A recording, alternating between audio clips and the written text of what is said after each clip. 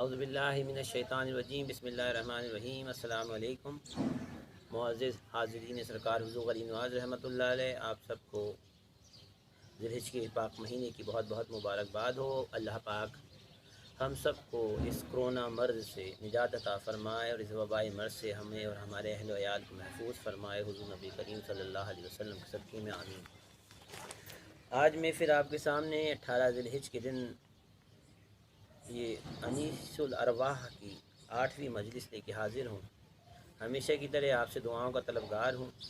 یہ 8ویں مجلس بڑے سرکار خواجہ عثمان ہرونی نے مضمون جو شروعات بیان فرمایا وہ گالیاں دینے کے بیان میں ہے۔ بڑے سرکار فرماتے ہیں کہ جو شخص مومن کو گالی دیتا ہے گویا وہ ایسا ہے کہ اس نے اپنی ماں اور اپنی بیٹی کے ساتھ زنا کیا، اللہ معاف فرمائے، اور اس ایسا ہے کہ جیسے موسیٰ علیہ السلام کے خلاف فرعون کی مدد کی۔ پھر فرمایا کہ جو شخص مومن کو گالی دیتا ہے اس کی دعائیں چند روز تک قبول نہیں ہوتی، اور اگر بغیر توبہ مر جائے تو گناہ گار ٹھہرتا ہے۔ اور کھانے کا ذکر آیا، جب کھانا آیا تو آپ نے فرمایا کہ کھانا دسترخوان پہ لاؤ تاکہ اس کے اوپر رکھ کر کھائیں۔ رسول اللہ صلی اللہ علیہ وسلم کے رسول خدا نے دسترخوان پر طعام نہیں کیا، لیکن دسترخوان پر رکھ کر کھانے کو منع بھی نہیں فرمایا۔ اگر کھا لیا جائے تو جائز ہے، لیکن آؤ سب مل کر کھائیں اور ایسا کریں جیسے کہ میرے بھائی عیسیٰ علیہ السلام نے کیا ہے۔ پھر فرمایا کہ حضرت عیسیٰ علیہ السلام کے دسترخوان کا رنگ لال تھا جو آسمان سے اترتا تھا، اور اس میں 7 روٹیاں اور 5 شیر نمک ہوتا تھا۔ بس جو شخص دسترخوان پر روٹی نمک کے ساتھ کھائے ہر لقمے کے ساتھ 100 نیکیاں لکھتے ہیں، 100 درجے بہشت میں عطا کیے جاتے ہیں، اور بہشت میں محترم موسیٰ علیہ السلام کے ہمراہ ہوتا ہے۔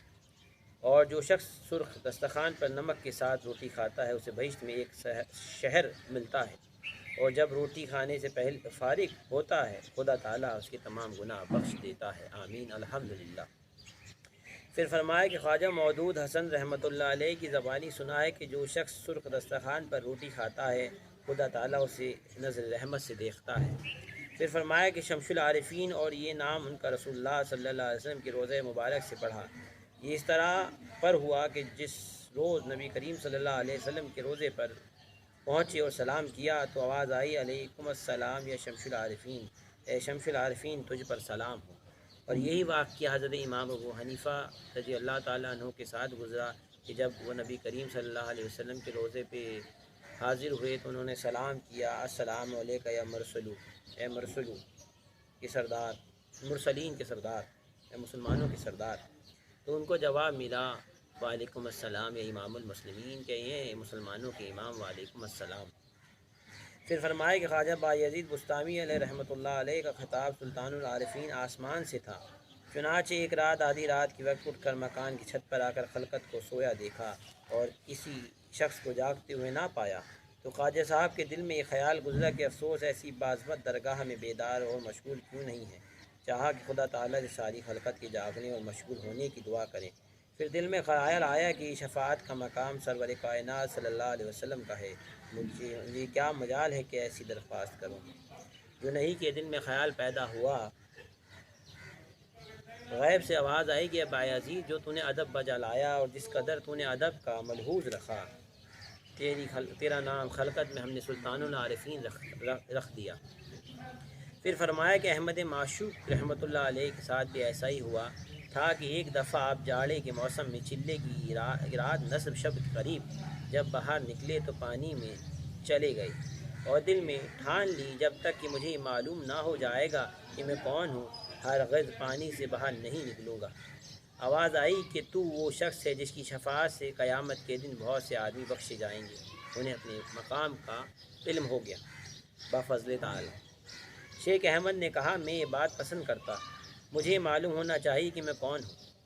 پھر آواز سنی کہ میں نے حکم کیا ہے کہ تمام درویش، یعنی اللہ پاک کی طرف سے پھر ایک اور آواز آئی کہ میں نے حکم کیا ہے کہ تمام درویش اور عارف میرے عاشق ہیں اور تو میرا معشوق ہے۔ پھر خواجہ صاحب وہاں سے باہر نکلے، جو شخص آپ کو ملتا السلام علیکم یا احمد معشوق کہتا۔ پھر فرمایا کہ شمس العارفین نماز ادا نہ کرتے تھے۔ جب لوگوں نے آپ سے اس کا سبب دریافت کیا تو آپ نے فرمایا کہ نماز بغیر سورہ فاتحہ کے پڑھتا ہوں۔ لوگوں نے کہا کہ یہ کیسی نماز ہے؟ پھر لوگوں نے التجا کی تو آپ نے فرمایا کہ سورہ فاتحہ پڑھتا تو ہوں لیکن ایاک نعبد و ایاک نستعین نہیں پڑھتا۔ لوگوں نے عرض کیا کہ آپ ضرور پڑھا کریں۔ اس کے بعد دیر تک گفتگو ہوتی رہی۔ جب نماز کے لیے کھڑے ہوئے اور سورہ فاتحہ پڑھنی شروع کی تو جب ایاک نعبد و ایاک نستعین پر پہنچے تو آپ کے وجود مبارک کے ہر رونگٹے سے خون جاری ہو گیا۔ پھر حاضرین کی طرف مخاطب ہو کے فرمایا کہ میرے لیے نماز درست نہیں ہے۔ لوگوں تو کہتے ہیں کہ میں نماز ادا کرتا ہوں۔ آپ نے فرمایا کہ میری نماز درست نہیں ہے لیکن لوگ کہتے ہیں میں نماز ادا کرتا ہوں۔ یہ عالم میں استغراق کا مقام ہے، اس کو عام انسان نہیں سمجھ سکتا۔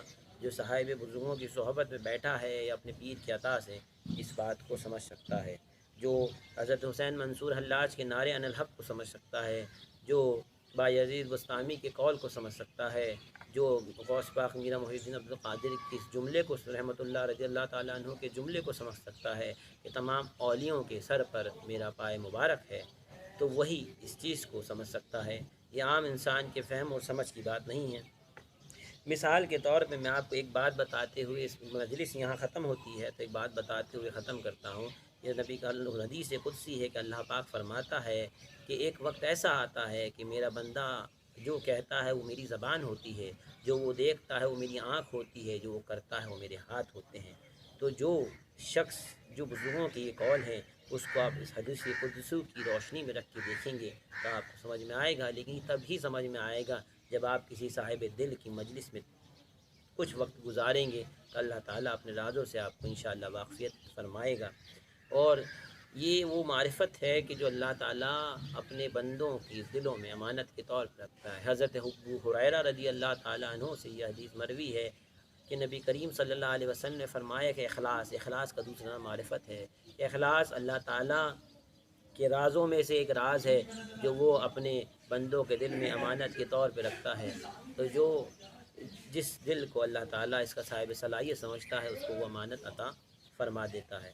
یہاں پہ مجلس ختم ہوتی ہے، انشاءاللہ تعالیٰ آئندہ پھر آپ کے سامنے نبی مجلس لے کے حاضر ہوا، تب کے لیے خداحافظ چاہتا ہوں اور آپ لوگوں سے چاہتا ہوں کہ دعاؤں میں مجھے یاد رکھیں، دعاؤں کا طلبگار ہوں، خادم قوم و ملت ہوں، قرینات کے در کا غلام ہوں۔ وآخر دعوانا والحمد للہ رب العالمین وما علینا الا البلاغ المبین۔ السلام علیکم۔